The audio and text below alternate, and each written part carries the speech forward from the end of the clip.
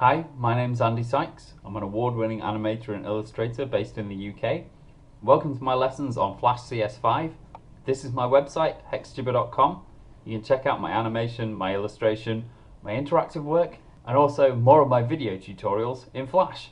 Enjoy! Hi there. So in my last lesson I showed you a very basic walk cycle that I'd copied from the Animated Survival Kit. In this lesson I'll show you how to match your armature up to that guide layer. If you've done my lesson on creating a bone structure using symbols, then you should have a model very similar to this. Although you'll notice that I've made some simple changes. I've changed the head into a symbol that's looking to the side, just to make this walk cycle look a bit better. And I've used green coloured symbols for the front limbs to distinguish them from the ones behind. This is just so that we don't get our arms and legs mixed up. You'll also notice that with my armature I've moved my back arm behind the rest of my symbols by selecting them and arranging them, sending them to the back. I've also used the selection tool to move my bones into the right place. That edits your actual bone structure, so all you have to do is click on the different bits using the black selection tool and move them around. So that's how I've got a slightly shorter bone here attached to the back arm and a slightly longer one attached to my front arm, which I've also selected and arranged bring to front. And I've done the same with my legs. So let's get started. You can see that our contact position is already mirrored by our armature.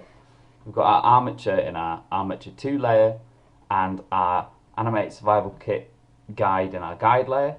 You can see because I've made that into a guide, it's already ticked, that means it won't show up in our final animation. Okay, so let's go to our second pose, which is at frame 4. It's labelled down. One function that might be really useful is if I go up here to my armature layer, I can click outline mode and you can see that my armature is now see-through, which makes it a bit easier to edit whilst also looking at our guide. So let's click on the arms and get started and move them into position. There we go. Now our front leg, let's just check that we're getting the right one. Our green leg wants to be bent forwards, so I've got the wrong leg there. There we go. Like that. And you'll notice that our foot isn't touching the ground. Now that's a problem, but you can see that our head is quite a way above the head in our guide. So we really need to move our whole body down so that our head is in the same place. And you can see that now that I've done that, my foot's a lot closer to the floor, so I can just edit that into place. I can move this back leg back like that. Okay, so that's that pose done. Let's move on to our next one. It's our passing position, and you can see that our head has jumped up, so we need to move our model up as well. You can move the whole model at once if you hit Command A on the Mac or Control A on the PC. That's select all. And you can just move it up like that. Now let's check where our limbs are supposed to be. Sometimes you do just need to hide the layer to see what's underneath. Our front leg is straight down. So that's our green leg. And our back leg is bent forwards like that. Let's see what our front arm's doing. It's sort of bent forward, isn't it? Let's grab that. There we go. And we want this arm down like that. Let's move to our next position, up. You can see that we need to select all and move our head up a bit to match the one in our guide. And let's have a look where our legs are. Our front leg is pushing back like that, so it needs to be a little bit bent.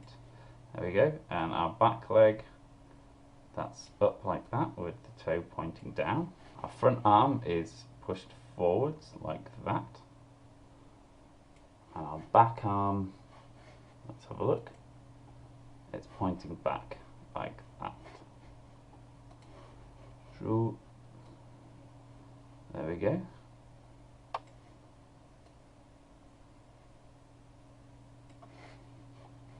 Let's move to our next position, contact. So we need to move our model back down again. And let's have a look at our legs. We've got our front leg pushed all the way to the back there, it's bent down, and our back leg is stretched out to the front with the foot up like that. Let's have a look at our arms. We've got our back arm. Oops, that's my front arm. Our back arm pointing out backwards like that. Our front arm is out forwards. You'll see that our front arm is matching our back leg, and our front leg is matching our back arm. Okay, next position is down, so I need to select all and push my model down like that. I'm going to move my front leg into position.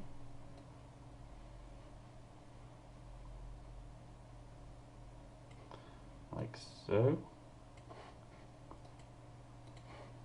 And move my back leg into position as well.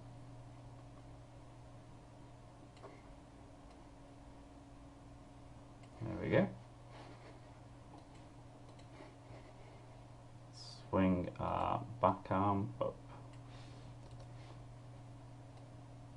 Swing our back arm up like this, and our front arm needs to come up like that. Let's check out our next position, which is our second passing position. Our head needs to go up quite a lot. And let's have a look at our guide.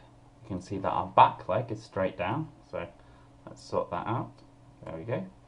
Our front leg is pushing forwards, like so. Our front arm is down by our side, like that. And our back arm is pointing pretty much straight down, like the back leg. Remember, the passing position is the only position in which your back arm and back leg will be in a similar position, because the limbs have to pass each other at some point. Let's move to our next position, up. So we need to move our armature up to match our guide. And our back leg is pushing off the ground like that, although it's a little bit bent. And our front leg is bent forwards, like that. And let's take a look at our arms. Front arm needs moving back.